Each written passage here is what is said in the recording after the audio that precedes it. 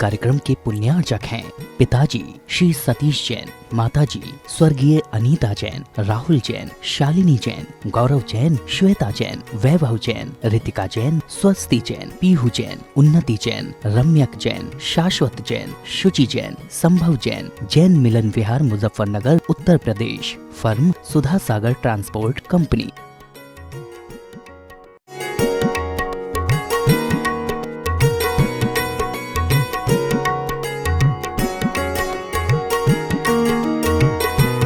श्री ओम नमः सिद्धेभ्यः। जय श्री ओम नमः सिद्धेभ्यः। सर्वमंगल मांगल्यं सर्वकल्याणकारितं प्रधानं सर्वधर्माणां जैनं जयतु शासनम्। पंच परमेष्टि भगवान की, आचार्य श्री गुरुवर कुंद महाराज की, आचार्य श्री गुरुवर विद्यासागर महाराज की। बोले मुनि श्री सुधा सागर जी महाराज की जय। कारा गुरुदेव का।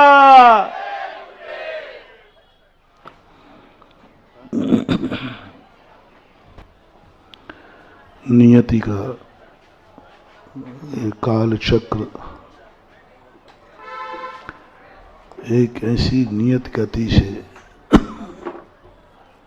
गतिमान रहता है जिसको आज कोई रोक नहीं पाया।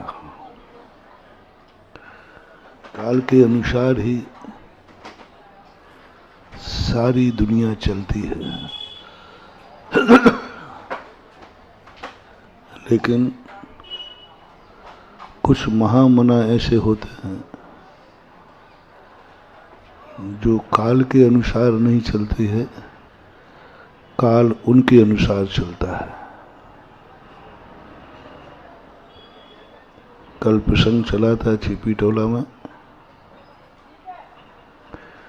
हम काल के पीछे दौड़ेंगे, वो काल हमें अंधकार में ले जाएगा। हम नियत के भरोसे बैठेंगे, हमारे जीवन का अंत हो जाएगा। हम यदि नियत की अपेक्षा से अपने जीवन को ढालेंगे, जिंदगी की शाम हो जाएगी, उजिला नहीं अंधकार आएगा। सुबह होते ही ये मत सोचना कि हम उजिला हो गया, ये सोचना कि मैं अंधकार के निकट जा रहा हूं। सूर्य उदय था तब 12 घंटे दूर था अंधकार, और अब 10 बज चुके हैं, 9 बज चुके हैं। 3 घंटे कम हो गया अंधकार, अब 9 घंटे दूर रहा। हम सोच रहे हैं सुबह हुआ है। सत्य है कि अंधकार की निकटता बड़ी है। हमें ये ज्ञान ही नहीं हो पा रहा। हम तो सोच रहे अभी क्या है, सुबह हुआ है, गुड मॉर्निंग सोच रहे हैं, लेकिन ये खबर ही नहीं है कि अंधकार जब सुबह था तब 12 घंटे दूर था, अब अंधकार 9 घंटे दूर रह गया। और वह अंधकार जितने निकट हम पहुंच रहे हैं, हम उस भय को नहीं देख पा रहे हैं। अंधकार आने के पहले कुछ ऐसा कर लो कि तुम्हें अंधकार का दर्शन ही ना हो। दिन के उजेले में कुछ ऐसा संग्रह कर लो जो तुम्हारे मकान में रात में अंधेरा ना होने दे। अंधेरे के बाद यदि तुमने उजेले की खोज की तो कठिन हो जाएगा। इसी प्रकार ये जिंदगी है, हम सोच रहे हैं कि हम बहुत बड़े हो रहे हैं, बड़े नहीं हो रहे हैं, आप बहुत छोटे होते जा रहे हैं। जो दिन कटे सो आऊ वे अवश्य घटे, बूंद बूंद रीते जैसे अंजलि को जल है। जो दिन निकल गए हम उतने दिन बड़े नहीं हुए हैं, उतने दिन हम छोटे हुए। वो हमारे हाथ से चला गया, वो गया, उसमें हम कुछ कर नहीं पाए। और यही ठीक शाम की स्थिति समय हर व्यक्ति अपनी जिंदगी में ये बैठा ले कि मैं अंधेरे के निकट जा रहा हूं। मैं जितना बड़ा होता जा रहा हूं, बड़ा नहीं हो रहा हूं, मौत के निकट जा रहा हूं, मौत के निकट जा रहा हूं। जैसे ही आप सोचते हैं कि अभी मैं जवान हूं, नहीं, बुढ़ापे की तरफ जा रहे हो, बहुत निकट आ रहा है। तुम सब कुछ जोड़ रहे हो, रख रहे हो, ये समझो कि आप सब खोने वाले हैं, सब छोड़ने वाले हैं। यह मध्य रचना की गई है। पूज्यवर वीर सेन स्वामी महाराज ने, यव मध्य होता है, यव मध्य को ना गेहूं, दोनों तरफ से बीच में थोड़ा सा मोटा होता है, आजू बाजू पतला होता है। ऐसे ही जिंदगी है, एक जितना समय जाने में लगना है उतना ही समय लौटने में लगना है। मध्य की जिंदगी है हमारी। हमें आधी जिंदगी ही सोचना है कि हम कुछ आगे बढ़ रहे हैं, आधी जिंदगी पे तो सावधान रहना है, हम नीचे उतर रहे हैं। आधी जिंदगी में एहसास कर लो, यदि तुम्हें महसूस हो तो 40 साल की, 80 साल की जिंदगी तुम्हारी है, तो 40 साल तक तुम वह करो जिसमें आगे बढ़ने का हौसला हो। और 40 साल के बाद आपको ये सोचना है कि हमें लौट करके भी पहुंचना है, लौट करके पहुंच। इस संसार की दशा का एक बहुत अच्छा एक उदाहरण पड़ा था। एक राजा ने कहा कि जाओ, तुम्हें जो मांगना है मांगो, और दिन भर में तुम जितनी जमीन नाप लोगे और नाप करके तुम वापस लौट आओगे, वो सारी जमीन तुम्हारी होगी। गरीब को ये भाव मिलते ही वो दौड़ा, दौड़ता गया, 12 बजे पहुंचा दिन में। इतने में सामने एक बगीचा और था। उसने सोचा ये और नाप ले, बहुत अच्छा दिख रहा है। उससे आगे और सुंदर बगीचा दिखा, राजा का बगीचे थे। बोले बस एक और नाप ले। फिर उससे आगे एक और दिखा, एक और नाप ले। नापते नापते शाम हो गई। जो सैनिक चल रहे थे उन्होंने कहा साहब गेट आउट, आप यहां से हटिए। बोले क्यों? मुझे वरदान दिया। नहीं, वरदान नहीं दिया, ध्यान दीजिए, जितना नापा है उतने में आपको लौटना है शाम को, और आपने तो नापते ही नापते शाम कर दी, 1 इंच भी नहीं मिल पाया। और इतना होश में रहता कि भाई भली आधा नापा है, लेकिन लौट के चले तो कम से कम आधा तो बच जाएगा। ये कोई किसी की कहानी नहीं है, ये सब तुम्हारी कहानी है। तुम लोगों को होश ही नहीं है कि अब हमें लौट के भी जाना है। ये ज्ञान ही नहीं, आप तो बढ़े जा रहे हो, चलते जा रहे हो। कभी ये भी सोचा करो कि जो जिंदगी मिली है हमें लौट करके उसी स्थान पर पहुंचना है जहां से हमने विकास शुरू किया था, जहां से हमारी शुरुआत हुई थी। हमारी शुरुआत हुई थी, हम कुछ लेके नहीं आए थे।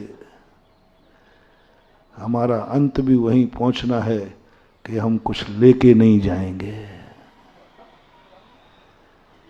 ये प्रकृति के दो सिद्धांत बहुत बड़े सिद्धांत हैं। तुम कुछ लेके नहीं आए थे, प्रकृति कहती है जब भी मैं तुम्हें वापस बुलाऊंगा तो जैसा भेजा था वैसे ही लौट के आइए, वैसे ही आइए। यदि तुम वैसे के वैसे लौट कर आ गए तो तुम्हें सारा साम्राज्य मिलेगा। जितनी पृथ्वी तुमने नाप ली सब मिलेगा, और भी तुम जो मांगोगे वो सब मिलेगा। लेकिन जैसा मैंने भेजा था वैसे ही तुम लौट के आओ, वैसे ही लौट के आओ। बहुत कम लोग होते हैं ऐसे। प्रायः लोग जिंदगी के अंतिम श्वास तक अभी कुछ और करना है, अभी और करना है।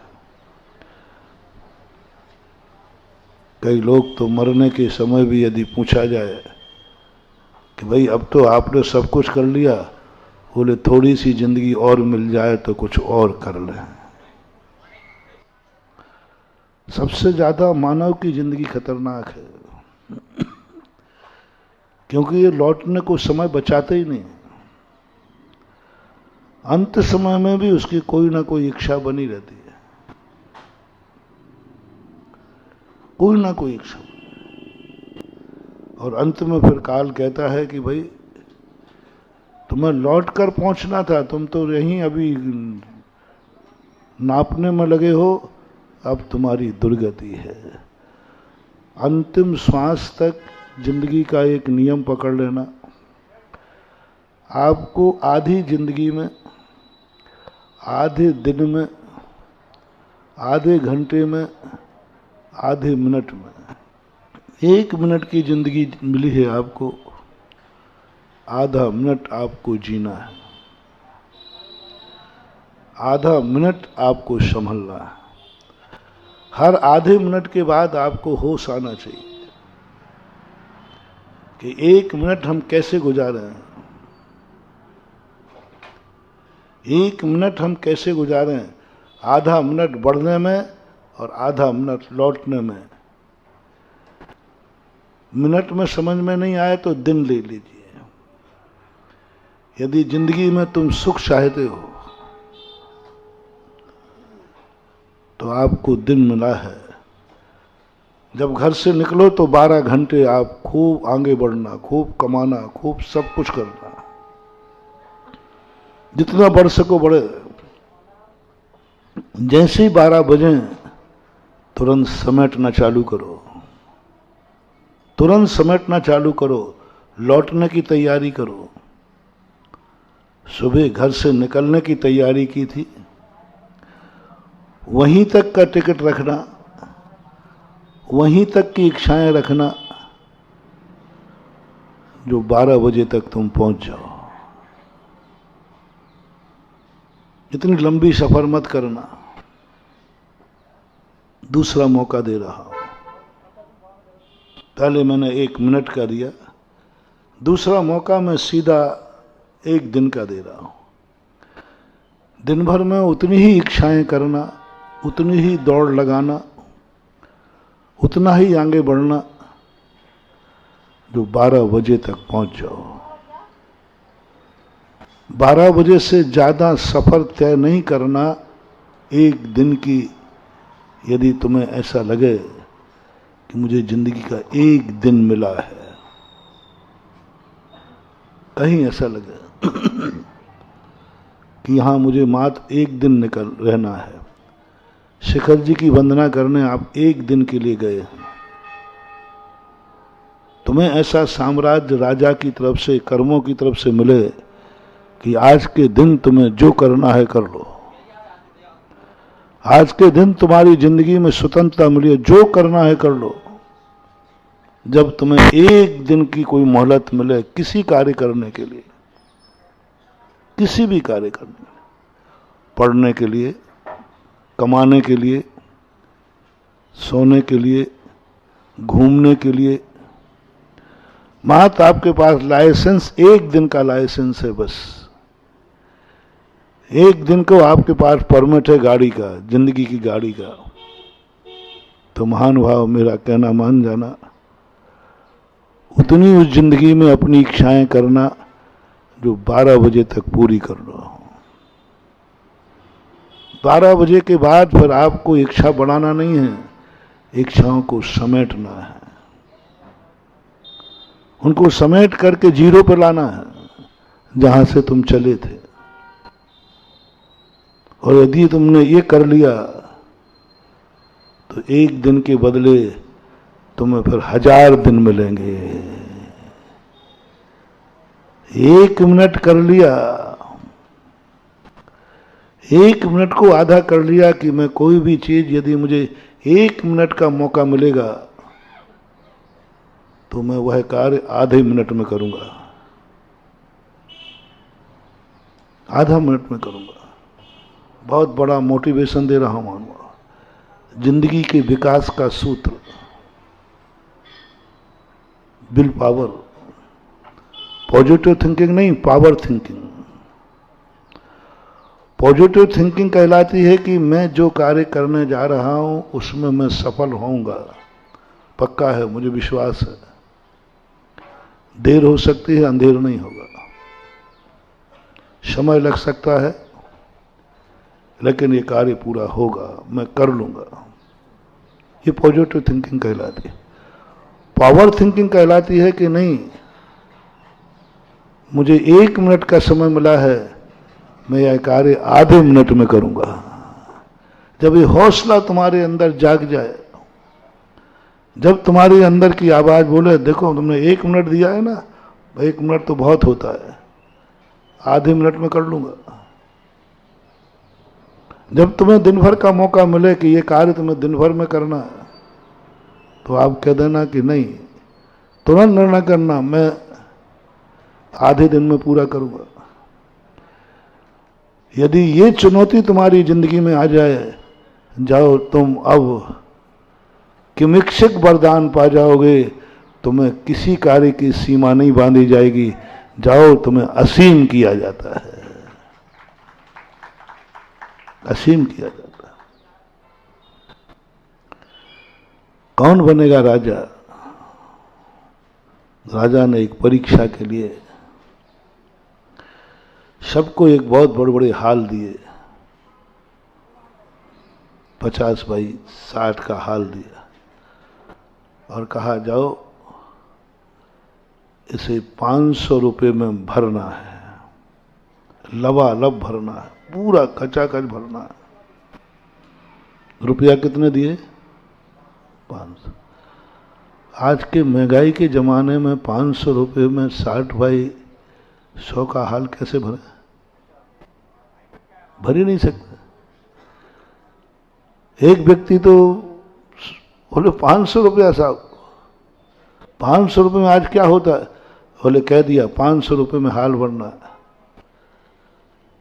हो सकता है शायद जयपुर हाउस का व्यक्ति हो। उसने कहा 500 लो और रफू चक्कर। बढ़िया जा करके होटल में उन्हें 500 रुपये का भोजन किया। बोले भाई क्या बात है? बोले 500 रुपये में कोई राजा मूर्ख बना रहा है? हम लोग पढ़े लिखे लोग हैं, रहते आगरा में और कहलाते जयपुर हाउस। मैं पहले सोचा मैं कि जयपुर हाउस क्यों? सर कल बताया मनोज जी ने कि जयपुर हाउस यानी यहाँ अंग्रेजों के समय पर जयपुर दूतावास था। तो उसने कहा 500 रुपये में, हमने तो चाट पाट खा करके बराबर कर लिया। बस ऐसे राजा मुझे नहीं बनना, कोई पागलपन है क्या? दूसरा व्यक्ति ने सोचा कि नहीं 500 रुपये दिए तो कोई ना कोई चीज तो आएगी। तो सोचता हुआ चला जा रहा था, इतने में नगर पालिका की कचड़े की गाड़ियां निकली वहां। तो उसने रोका, रोको रोको भाई रोको भाई, देखो भाई ये कचरा मुझे दे दो, तुम 500 रुपया ले लो। तो नगर पालिका वाला सोचा कि हमें बाहर फेंकने जाना पड़ेगा और 500 रुपया मिल रहा है, चल भाई कहाँ डालें, और भाई साहब इस हाल में भर दो। तो जितनी नगर पालिका की गाड़ियां थी सब 500 रुपये से उसने इतना भर दिया हाल, इतना भर दिया हाल कि किवाड़ लगाने को भी जगह भर गया। 500 रुपये में कोई ना कोई चीज़ तो आई। अब उसने सोचा कि मैं तो पक्का हूँ, राजा पक्का, क्योंकि देखो किवाड़ लगाने तक को जगह नहीं बची। राजा ने यही कहा था कि 500 रुपये में पूरा हाल भर दिया, लबालब भर गया। तीसरा व्यक्ति गया तो बाजार से एक टेबल लाया, कुर्सी लाया, 2 ठोर टेबल क्लॉथ लाया, कुछ सामान लाया और बैठ गया। उसने कुछ नहीं, किवाड़ खोले ही नहीं। किवाड़ के अंदर गया, सब चीज व्यवस्थित करके वापस आ गया। राजा साहब परीक्षा लेने आए, पहला वाला देखा तो वो कहाँ था? वो पहला वाला कहाँ है? वो तो ताजमहल में घूम रहा है पट्टा। पता चला वो तो घूम रहा है, मौज मस्ती कर रहा है। बोले साहब तू यहाँ क्या कर रहा है? बोले साहब 500 रुपये में कुछ आता है क्या? अरे ये तो उड़ाऊ खाऊ है। फैसला क्या बन गया? इसको कितनी भी संपत्ति दे देना, ये सब। दूसरा व्यक्ति कहाँ गया भाई? आइए साहब आइए, देख लीजिए, पूरा भर लिया। राजा साहब की नाक में गंदगी, इतनी गंदगी, सिर पड़ गया। बोले क्या है मूर्ख तूने? बोले साहब 500 रुपये में और क्या आ सकता है? राजा साहब ने कहा इसने तो दिमाग खराब कर दिया, इसको राजा बनाएंगे तो सारे राज्य को गंदा कर देगा, सारे राज्य को गंदा कर देगा, इसको कैसे राजा बनाओ? राजा ने कहा अब नहीं मिलने वाला यहाँ। दोनों जब ऐसे निकले, मंत्री ने कहा साहब जब इंटरव्यू 3 लोगों को दिए तो जाना तो पड़ेगा। जैसे वहाँ गए, वो टेबल कुर्सी लगा के बैठा था। आइए राजा साहब, बड़ा स्वागत किया, उसको माला पहनाई, तिलक लगा। बोले राजा साहब पहले थोड़ा सा फल फूल खा लीजिए। बोले तो मुझे रिश्वत देना चाहता है? नहीं नहीं साहब, वो तो अतिथि देवो भव, आपको ये हाल हमारे लिए सौंपा था, तो आप मेरे दरवाजे आए और मैं स्वागत नहीं करूं तो ये तो हम नहीं हो सकता, आपको थोड़ा तो कुछ लेना ही पड़ेगा। अतिथि के हमारे दरवाजे आए और खाली हाथ जाए, नहीं वो तो लेना ही पड़ेगा। राजा ने यूँ ले बोल बता क्या है? बोले राजा साहब 2 मिनट रुक जाइए। अंदर गया,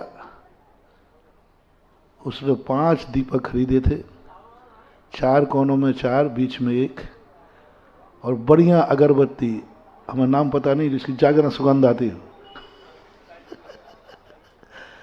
सुगंध, चारों कोनों पे 4 अगरबत्ती लगा दी, जला के आया। बोले राजा साहब, और किवाड़ खोले। राजा साहब देख लीजिए, कोई भी कोने में कोई भी हिस्सा खाली हो तो बता दीजिए। सारा हाल प्रकाश से और सुगंधी से भरा हुआ था, सारा हाल सुगंधी से भरा हुआ था और प्रकाश से भरा हुआ था। ये कैसे क्या? बोले साहब 500 रुपया बहुत है, 250 बचे हुए हैं। ये इंतजाम कितने में हो गया? माला भी आ गई, फ्रूट भी आ गए, दीपक भी आ गया, अगरबत्ती आ गया, सब आ गया। साहब 250 रुपये बचे, आपने इतना ज़्यादा दे दिया। राजा ने कहा ये है देश का राजा, सारी दुनिया को प्रकाशित करेगा, सुगंधित करेगा, उसके बाद भी 250 बचा लेगा। आपकी जिंदगी इन 3 में से कौन से नंबर में रख दूं? फैसला आपके हाथ में। सोच लो अपनी जिंदगी में, पहले नंबर की जिंदगी है उड़ाऊ खाओ, जो मिला सब उड़ाओ खाओ, जो तुम्हारे पास है सब कुछ जो बाप दादों ने दिया वो जो तुम्हारा है, वो तुम्हारी इज्जत, तुम्हारे बाप दादों की इज्जत, तुम्हारे कर्मों ने जो तुम्हें दिया, जैन कुल दिया। आज प्रातः काल मैंने कहा कर्म ने तुम्हें जैन कुल दिया, आर्यखंड दिया, मनुष्य पर्याय दी, सब उड़ाओ खाओ, मौज करो, मौज करो। मनुष्य पर्याय मिली है, उच्च कुल मिला है, धन दौलत मिली है। बड़े आदमियों के बच्चे ऐसे ही होते हैं, वो कमाते नहीं है। वो कहते क्या कमाना है बाप के पास, तो और बाप की संपत्ति बेच बेच के खाते हैं। वे उनकी इज्जत को धूल में मिला देते हैं। वे अपनी पूरी जिंदगी खाने पीने में, ताजमहल आदि जैसे हिल स्टेशनों पर, मनोरंजनों के स्थानों पर घूमने में निकाल देते हैं। सारी जिंदगी मौज मस्ती में निकाल दे रहो, पड़े रहो मस्ती में, आग लगे कोई लेना देना नहीं, कोई मतलब नहीं, अपने ऐसो आराम से मतलब है। दूसरा व्यक्ति वो है जो अपनी जिंदगी को कचड़े से भर रहा है, जी रहा है, लेकिन जिंदगी में कोई अच्छा ही नहीं। जो तुम्हारी संगति में आए वो गंदा हो जाता, जो तुम्हें देखे उसकी आंखें गंदी हो जाएं, जो तुम्हारी बात सुने तो वो उसके कान गंदे हो जाएं, जो तुमसे बोले वो गंदा हो जाए, जो तुम्हारी जिंदगी में आवे वही गंदा हो जाता है। जो तुम्हारी जिंदगी में आएगा, पवित्र भी आएगा तो अपवित्र हो जाएगा। देह परस्ते होए अपावन निस्दिन मल झारी। तुम्हारा कौन सी वस्तु है जिसको तुम छूने से पवित्र हो जाओ? तुम किसी का ध्यान करो और वो धन्य हो जाए। बोलो, तुम किसी का ध्यान कर रहे थे, तुम किसी का चिंतन कर रहे थे और सामने वाले को पता चला कि आप मेरे संबंध में कुछ सोच रहे हैं, उसको कैसा लगेगा? क्या उसको खुशी होगी? अच्छा, आप मेरे ध्यान कर रहे थे, ओहो मान आनंद आ गया, आप ध्यान कर रहे थे मुझे, आप मुझे याद कर रहे थे, आपने, आपके मन में मेरे लिए स्थान है। वो सामने वाला धन्य हो जाए और ये हो जाए, अच्छा इसके मन, ये मेरा ध्यान कर रहा था, नियम से इसका अर्थ है आज हमारा विनाश होगा। कोई डाकू, कोई आतंकवादी, कोई गुंडा खबर मिले कि वो आज तुम्हें ध्यान कर रहा था, तो क्या समझना चाहिए? हैं? क्या करना चाहिए? आज फलाने व्यक्ति, वो डाकू था गब्बर सिंह, उसने किसी को याद किया है और सूचना आ गई कि वो जयपुर हाउस को याद कर रहा था। कौन? बोलो, सारे मोहल्ले में क्या चर्चा होगी? भय कि आनंद? भय आएगा, कांप जाएगा। क्या कह रहे? आतंकवादी ने, हाँ आतंकवादी ने जयपुर हाउस को ध्यान में लाया है, विचार किया है। घर घर कांप जाएंगे। कांपोगे कि नहीं? यानी मन तुम्हारा इतना गंदा कि जिसका नाम लो वही डर जाए जिसका नाम स्मरण करो नानुभाव। मन इतना पवित्र होना चाहिए। अब देखना, मैं दूसरी बात कह रहा हूं। तुम्हें सूचना मिली महाराज जी आपको याद कर रहे थे, जयपुर हाउस का, महाराज के मन में जयपुर हाउस आया था, ये सूचना मिलती कैसा लगा? हैं? और मैंने सुबह थोड़ा ही सा कहा कि भाई आज बिहार होगा, जयपुर को, जयपुर हाउस भरे मैंने कही अब को धंधे पानी में लगे होगा। नहीं, ये तो कहते पता पर चलो फटाफट। मन दोनों के थे। एक ने मन में विचार किया, भय फैल गया, और एक ने मन में विचार किया, आनंद ही आनंद आ गया। मन दोनों, स्वयं ने गंदगी से हाल भरा, स्वयं गंदा हुआ, हाल को भी गंदा कर दिया, और जो परीक्षा लेने राजा आया उसका भी दिमाग खराब कर दिया। और राजा का दिमाग खराब होने का अर्थ क्या है? उठा दो इसको, डाल के बंदी में डाल दो। इस दुनिया का तुमने दिमाग खराब किया ना। तुम्हारे लिए ऐसा मन बनाओ कि जिसका ध्यान तुम्हारे मन में आ जाए वह जीव, वह व्यक्ति धन्य हो जाए और आनंद की अनुभूति करे।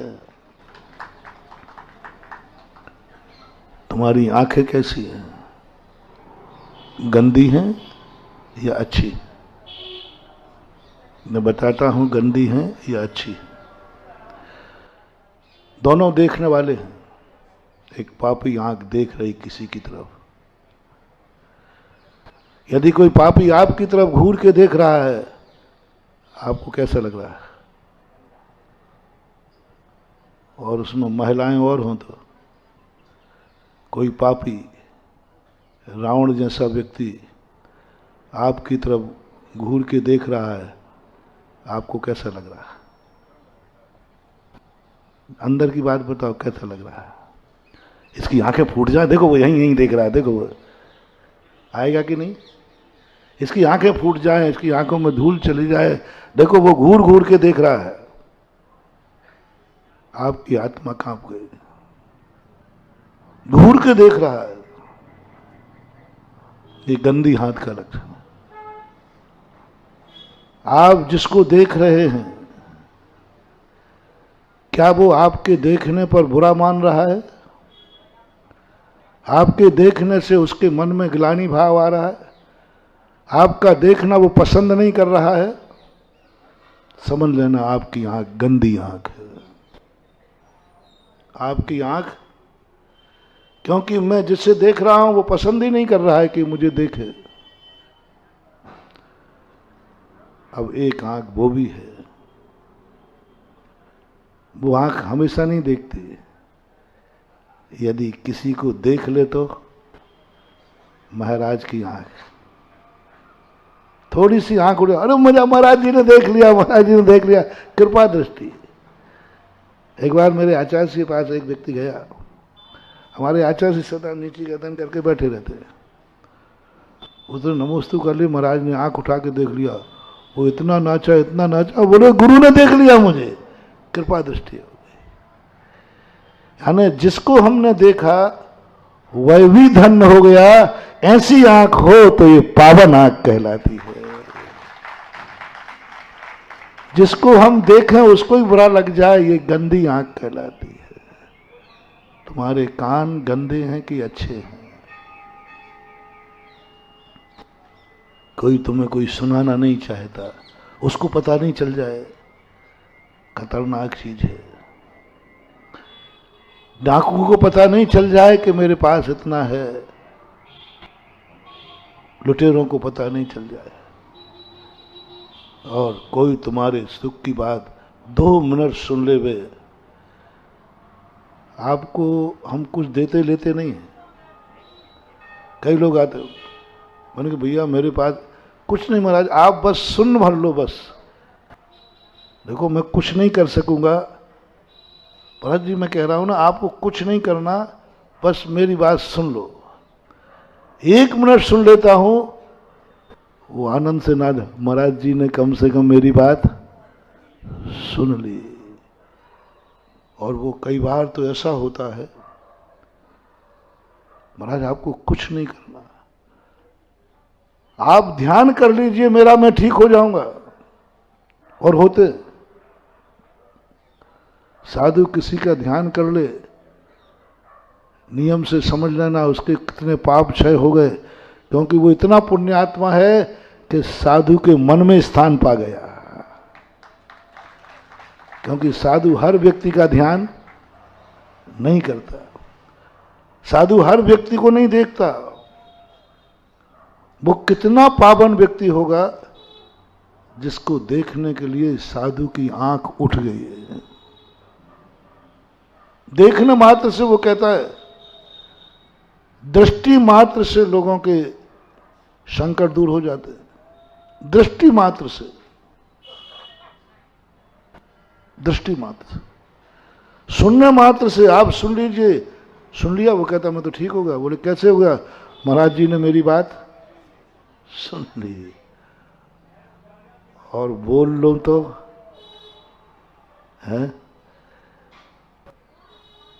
बोल लो तो तुम कहीं आए हो, महाराज ने 2 शब्द बोल दिए, अरे तुम पूरे, अरे महाराज ने मुझसे बोला, आशीर्वाद दिया, ये मुंह पवित्र है। हाथ क्या है महानुभाव? कुछ नहीं है, इस हाथ में कुछ नहीं है। आप नहीं हो तो एक आध दिन ब्लड लाना, मेरा हाथ कट करके देखना, लेकिन पहले तुम अपना खुद का काटना। हाँ, नहीं तो मेरा कर, दोनों में से एक से ही ब्लड निकलेगा, हड्डी चमड़ी मांस कुछ नहीं निकलेगा। तो फिर क्यों मेरे आशीर्वाद के लिए मरते हो? तुम्हारे पास हाथ नहीं है क्या? ऐसा किया करो, सुबह उठ करके, हाथ है कि नहीं है, बस फर्क तो यही है। इस हाथ में एक इतना अच्छा हाथ बन गया कि इस हाथ में जिंदगी में एक संकल्प किया है कि ये हाथ कभी इस हाथ से किसी का बुरा ना हो जाए, बस ये साधना है। साधु की साधना और कुछ नहीं है बंधु, कुछ नहीं है। ये ऊपर की साधना है तो बाहर की साधना है, अंतर की साधना। साधु का मन पवित्र क्यों है? क्योंकि साधु ने एक संकल्प किया है, हे भगवान इस मन में कभी बुरा विचार, ये आंखें कभी बुरा ना देखें, कान कभी बुरा ना सुने, हाथों से कभी बुरा ना हो। बस इतनी सी तो बात है। इतनी बात करते ही हाथ इतने पावन हो गए कि आप कुछ मत बोलिए महाराज, आप तो यूं कर दीजिए हमारे सारे काम हो जाएंगे। क्या है इन पैरों में जो आप लाखों लाखों रुपए की बोली लेकर साधु के पैर धोते? क्या है? कुछ नहीं महानुभाव। साधु की जिंदगी भर की तपस्या, सबसे ज्यादा यदि साधु का पूरे शरीर में से परोपकारी कोई चीज है तो वो पैर है। मस्तिष्क भी उतना नहीं है। मस्तिष्क में तो बहुत हम तुम्हारे लिए कम सोचते हैं, मैं अपने लिए ज्यादा सोचता हूं। मन तुम्हारे लिए बहुत कम देता हूं, कभी कभार हमारे पास टाइम ही नहीं अपने काम से, और अधिक से अधिक सोचता हूं तो परमात्मा को। साधु 2 व्यक्तियों को मन में 24 घंटे निकाल देता है, या तो परमात्मा का या अपनी। तुम्हारे संबंध में तो हम बहुत बहुत ही कम सोचते हैं। टाइम मिले तब सोचूं, फिर भी सोचता हूं, कभी कभी सोचता हूं। तुम्हारी तरफ देखने का भी मन मेरा नहीं होता। मैं खुद भगवान को देखता हूं या आत्मा को देखता हूं। तुम्हारी क्या सुनो, मुझे भगवान की वाणी सुनने से फुर्सत नहीं है। 24 घंटे उनकी वाणी गूंजती है कानों में, परमात्मा बोल रहा है। मैं अपने हाथों से तुम्हारे काम बहुत कम करता हूं, मैं अपने काम ज्यादा करता हूं। बस एक चीज है जिसमें मैं अपना कुछ भी नहीं करता। पूरी जिंदगी भर की साधना तपस्या, साधु का 24 घंटे सबसे ज्यादा एनर्जी होती है साधु की परोपकारी एनर्जी, आत्मकल्याणी एनर्जी नहीं। आत्मकल्याणी एनर्जी मस्तिष्क में होती है, आंखों में होती है, कंठ में होती है, हृदय में होती है, हाथों में होती है। परोपकारी एनर्जी जो तुम्हारे काम की है, सबसे ज्यादा एनर्जी जादू की परोपकारी पैरों में होती है। फिर क्यों बोल, मैंने इस पर शोध किया। पैर ही क्यों पखाड़ते हो आप भाई? अरे पैर तो सबसे ज्यादा निकृष्ट होते हैं। अच्छा बताओ, तुम्हें किसी का हाथ लग जाए तो उतना बुरा लगेगा कि पैर लग जाए तब? पैर तो बुरे होते। तो आज से गंधोदक हाथों का दे दो। अरे गंधोदक चाहिए, पैरों से तो अच्छे हाथ, हाथ धुलवा लो। महाराज जी हमें गंधोदक चाहिए। नहीं, क्यों नहीं गंधोदक? चलो गंधो हाथों का, सिर का दो। सिर तो बहुत बड़ा है ना, हेड। तो कल से सिर का गंधोदक लिया करो। अब वो छिपी टोला का अध्यक्ष बना, बोले महाराज जी ये बात तुमने छिपी टोला में क्यों नहीं बताई? आप हम तो पैर धो धो के मर गए तुम्हारे। सिर धोने से सिर ऊंचा है, क्यों नहीं धोते सिर? साधु के सिर का गंधोदक क्यों नहीं लेते? साधु के हाथों का हाथ धोवन क्यों नहीं लेते? पैरों का ही क्यों लेते हो? और जितने बड़े लोग होते हैं सबको क्या छूते हो आप? बड़े लोगों के सिर क्यों नहीं छूते? पिताजी जाकर के सिर छुआ करो यूं, और महाराज का भी सिर छुआ करो। नहीं, पैर क्यों? बहुत बड़ा मुझे लॉजिक है, बहुत बड़ा लॉजिक है। इतना बड़ा लॉजिक है क्योंकि साधुओं की सबसे ज्यादा परोपकारी एनर्जी पैरों में होती है। ये पैर मेरे काम कभी नहीं आते, कभी मेरे काम नहीं आते, कभी मेरे काम नहीं आते, क्योंकि मेरा काम तो ध्यान में होता है और पैर तो चलाते हैं। अब चलते समय सबसे ज्यादा हिंसा शरीर के किस अंग से साधु की हो सकती है? सबसे ज्यादा हिंसा, सबसे ज्यादा जीव शरीर के कौन से अंग से मर सकते हैं? सिर से, हाथ से, पैरों से। सबसे ज्यादा जीव, क्योंकि वो छोटे जीव जो होते हैं 24 घंटे में सबसे ज्यादा जीव पैरों से मरते हैं।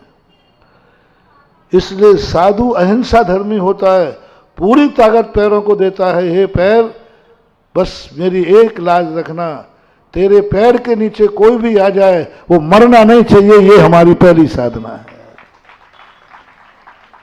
सबसे ज्यादा ताकत देता हूं पैरों को, क्योंकि सबसे ज्यादा हिंसा पैरों से होती है साधु। सबसे ज्यादा दुर्घटना पैरों से होती है। जीव की रक्षा, पूरे शरीर में 24 घंटे जीवों की रक्षा कौन सा अंग करता है? जीवों की रक्षा पैर, पैर करता है। तभी हमें पैरों को देख के चलना पड़ता है, और पूरी ताकत देता है पैरों को, पूरी एनर्जी। बस जो पैर को छुए, जो पैर के नीचे आए, बस वो मरना नहीं चाहिए।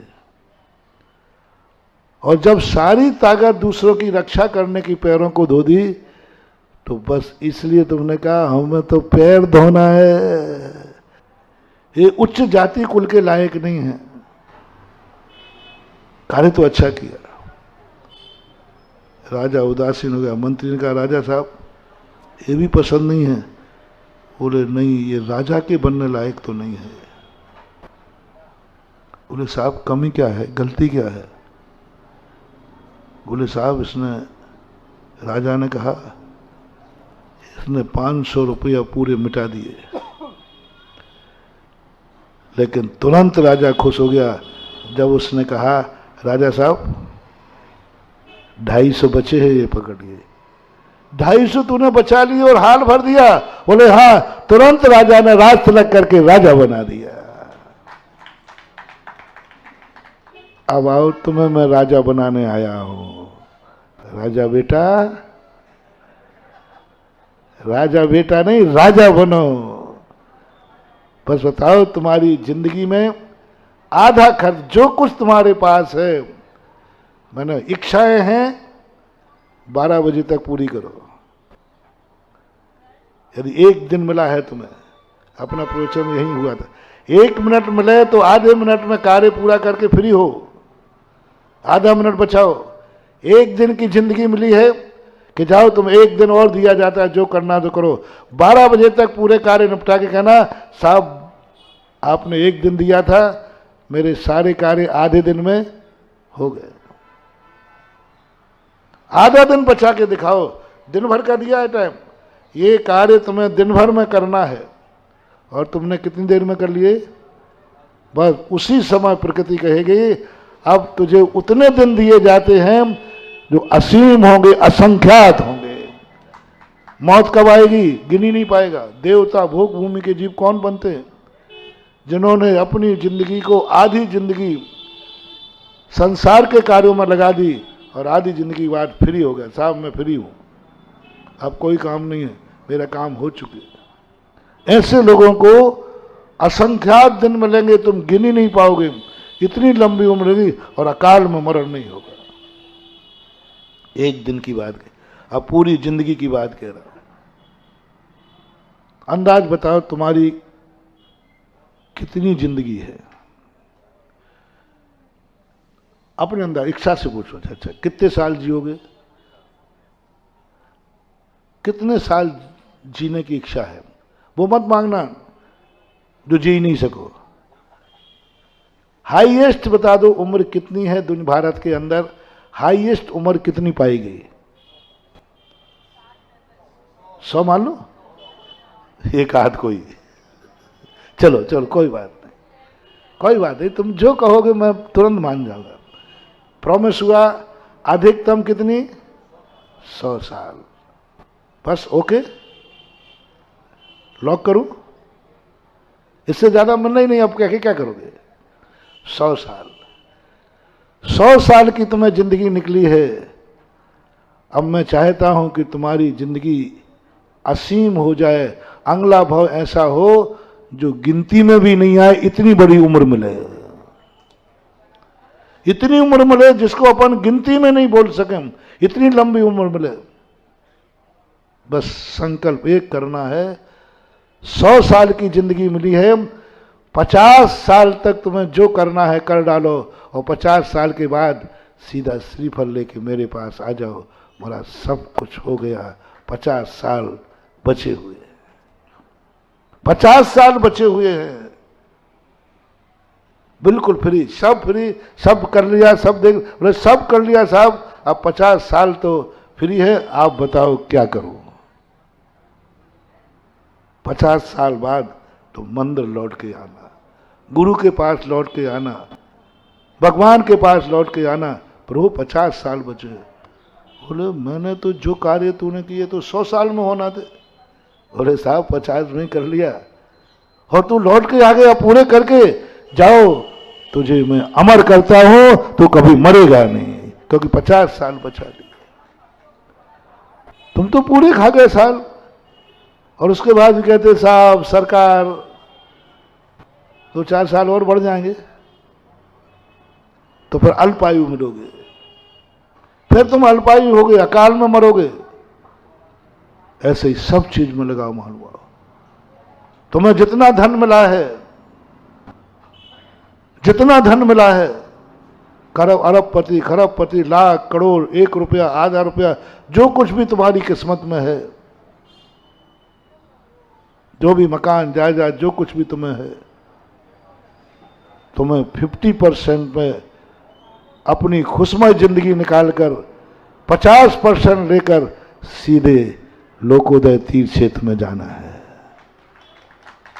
कितने %? महाराज जी आप जयपुर हाउस में तो और महंगे हो गए। कितने हो गए? अभी तक तो 1% कहते थे, 10%, अब तो कितना कह दिया? 3 लोक का नाथ बनाने की गारंटी ले रहा हूं, 6 खंड का अधिपति बनाने की गारंटी ले रहा हूं, 100 धर्म इंद्र बनाने की गारंटी ले रहा हूं, अक्षय निधियां देने की गारंटी ले रहा हूं। जहां तुम अक्षय निधि निकालोगे, निकालते निकालते थक जाओगे, लेकिन तिजोरी खाली नहीं हुई। एक अक्षय निधियां होती हैं, अक्षय निधि से बोलते हैं, कितनी निकालते जाओ वो कभी खाली नहीं होती। ऐसी निधि क्यों मिलती है? कैसे मिल जाती है इनको? कैसे मिल जाती है इनको? कैसा मिल गया उसको राजपद? कैसे बन जाते हैं चक्रवर्ती, जिनके बिना कमाए इतना पैसा आता है, इतना धन आता है? तुम्हें तो पहनने को सोना नहीं मिलता, उनके यहां तो पीक दान भी सोने की होती है। हाँ ऐसे लोग भी हैं, पीक दान के पीक दान भी, और तुम्हारे पास देखो अंगूठी भी सोने की ना हो। क्यों? प्रकृति मां ऐसा पक्षपात क्यों करती है? भगवान ऐसा पक्षपात क्यों करता है? भगवान पक्षपात नहीं करता महानुभाव, ये रहस्य समझो जो मैं खोज के तुम्हें बता रहा हूं। किसने पक्षपात कर दिया है? 50 रन बेटे को खर्च को 100 रुपया दिए, शाम को उसने पापा को 50 रुपए लौटा दिए। बोले बेटा क्या बात? बोले पापा 50 में बस बहुत हो गया। बोलो पापा खुश हो गए कि नाराज? और 100 खा के आए, पापा कुछ कम दिए थे, एक और थप्पड़ मारेगा, एक और थप्पड़ मारेगा। इस प्रकृति ने, इस मां ने, इस प्रभु ने जो तुम्हें दिया उसमें तुम कहते हैं मिले है? क्या मचा रखा है? नहीं महानुभाव, जितना मिला है अपनी मां को, अपने पिता को, अपने भगवान को, अपने गुरु को 50% में ला करके दिखाओ, मैं तुम्हें राजा बनाता हूं तो लोग की नाथ बनाता हूं। 50% पे जो धन है 50% में कुशलता लाओ। जैसे उस व्यक्ति ने 500 रुपये में 250 रुपया बचा करके, गलत जिंदगी मत देना, जीना रोते हुए मत जीना। आधे धन में हंसती हुई जिंदगी जीना है। 250 रुपये में तुम्हें पलना है, अतिथि को भी खिलाना है, हाल को भी सुगंधित करना है, जहां तुम रहते हो वो घर भी सुगंधित हो, परिवार भी खुश हो, तुम भी खुश हो, और अतिथि आ जाए तो अतिथि आ जाए तो साईं इतना दीजिए जामे कुटुंब समाए, मैं भी भूखा ना रहूं साधु न भूखा जाए। ये अतिथि, उसको भी खुश करो। इतना सब करने के बाद आधा धन जिंदगी के 100 साल की उम्र मानी है। 50 साल में सब कार्य निपटा करके आधा धन लेकर के मंदिर में आ जाओ, प्रभु ये आधा धन बचा है। बोले तुझे तो इतना ही दिया था जितना खर्च करना। बोले साहब मेरे तो उतने में काम चल गया। उसी समय तुझे वरदान मिलेगा, जा अब तुझे नोट गिनने की जरूरत नहीं पड़ेगी, अनगिनत तेरे पास नोट होंगे, अनगिनत वैभव होगा। 50% तूने समय बचा लिया, सब निर्वृत्त होकर के बैठ गया। जा, तुझे कभी जिंदगी में कोई भी इच्छा ऐसी नहीं होगी तू इच्छा करे और पूरी ना हो। इच्छा करने मात्र से तुम्हारी पूरी होगी, क्योंकि तुमने अपने जिंदगी भर के काम 50 साल में निपटा दिए। 50 साल के बाद आपको निर्वृत्ति। कौन कौन निर्वृत्त है 50 साल में? महाराज अभी हम 100 साल में मेरा पेट नहीं भर पा रहा, आप 50 में कह रहे, तो जाओ अभी एक और। सैनिकों ने कह दिया जाइए साहब, आपकी 1 इंच भी जगह नहीं, क्योंकि राजा साहब ने एक घोषणा की थी, तुम जहां तक जाके लौट के आ जाओगे उतनी जमीन तुम्हारी है। शर्त क्या थी? जाकर के लौट के आ जाओगे उतनी संपत्ति तुम्हारी है। तुमने तो जाने ही जाने में समय लगा दिया, 1 इंच भी तुम्हारे हाथ नहीं आ पाई। और आधा जाते और आधा लौटते तो कम से कम आधी जमीन तो। तुम कौन में हो इनमें? फैसला तुम्हारे हाथ में है, फैसला तुम खुद करना। आज बहुत मार्मिक बात तुम्हारे लिए कही, फैसला तुम्हारे हाथ में। 3 व्यक्ति तुम्हें बताए। कल के दिन मत कहना कि महाराज जी हमें रास्ता नहीं बताया। पहला रास्ता उड़ाऊ खाओ। इतने से जिंदगी चलती है क्या? 500 रुपए में हाल भरता है। दूसरा, गंदगी से अपनी जिंदगी मत भरना। तीसरा पॉइंट बनो कि जिंदगी में जो कुछ भी दिया है उसी में तुम सुगंधित खुशहाल हो जाओ और 250 रुपया बचा कर निकाल सको मंदिर के लिए। तुम्हें मंदिर के लिए भी समय नहीं है। महाराज हम बहुत व्यस्त हैं, आपको मालूम नहीं है, हमारे धंधा पानी उठते ही मैं देखता हूं मोबाइल में 100 मिस कॉल पड़े रहते रात भर के। महाराज आप लोगों को पता नहीं हम लोग कितने व्यस्त हैं। जयपुर हाउस के लोग वैसे ही बहुत, महाराज जी यहाँ किसी के पास टाइम नहीं है, बहुत कमाऊ पूत है यहाँ। सुबह से 100 मिस कॉल है। अब महाराज जी मैं वो मिस कॉल सुनूं या आपके अभिषेक को आऊं? अभी हमारे पास देखो कितना, मेरे पास सब कुछ भरा पड़ा है, इतना ज्यादा। सुबह से लेकर के हमारे यहाँ लाइन लगती है, लोग आते हैं, उसके बाद भी हम प्रवचन में आऊं? मेरे पास नहीं है टाइम महाराज जी इतना। मान जाओ महानुभाव, मान जाओ, मान जाओ, बहुत करुणा दया करके कह रहा हूं। कितनी भी जिंदगी में व्यस्तता आ जाए, कभी ये मत सोच लेना मुझे मंदिर जाने का समय नहीं है, मुझे भगवान तेरे पास आने का समय नहीं। जिस दिन तुम्हें ये मन में आ गया, या तुम्हारे घर में जैसे आज मैंने कहा कि सबको अभिषेक करने, और तुम्हारा पुरुष ये कह दे तुम कैसी जिद कर रही हो मम्मी, तू कैसी जिद कर रही हो पत्नी से, कहे तू देख मुझे सुबह से कितना टाइम है, महाराज ने तो कह दिया तो क्या हुआ, तो मुझे देख मेरे पास टाइम कहाँ है।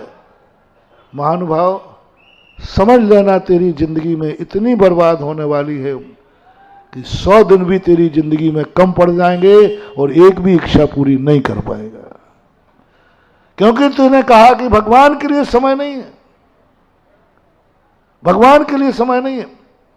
पिक्चर के लिए समय है, टीवी देखने को समय है, 2-2 3-3 घंटे क्रिकेट के सामने बैठने को समय। एक व्यक्ति ने कहा, बोले महाराज जी आप बहुत देर तक प्रवचन देते तो मैं बैठता ही नहीं। उनके अच्छा क्रिकेट कितने घंटे का होता है? वहां पट्टा बैठा रहेगा, पिक्चर में 2.5-3 घंटे बैठ जाएगा। ये गलती कभी मत करना महानुभाव, बल्कि ये करना भगवान तेरे लिए समय। अरे संसार में कितने भी काम हो, प्रभु तेरे लिए तो मेरे पास समय ही समय है, तेरे लिए समय की सवाल ही नहीं उठता, बहाने का सवाल ही नहीं। मंदिर के लिए समय, गुरु के लिए समय, धर्म के लिए समय, अरे कहाँ सवाल है। मंदिर के लिए कहो हमारे पास समय ही समय है, गुरु महाराज के पास जाना है समय ही समय है। काय का नहीं नहीं कल तेरे यहाँ बारात आ रही है, अरे आती रहती है, आती रहती आती रहती है। भरत चक्रवर्ती ने यही तो किया, सुदर्शन चक्र उत्पन्न हुआ है, बोले उत्पन्न होता रहता है। मेरे भगवान को केवल ज्ञान हुआ है, पहले मैं केवल ज्ञान की पूजा करने जाऊंगा। इतना व्यस्त, कितना व्यस्त। चक्र रत्न उत्पन्न हुआ है, 18 कोड़ा कोड़ी सागर वर्ष बाद किसी एक को चक्र रत्न मिलता है। अक्षय निधियां प्रकट हुई, मात्र वहां दर्श स्वीकार करना था।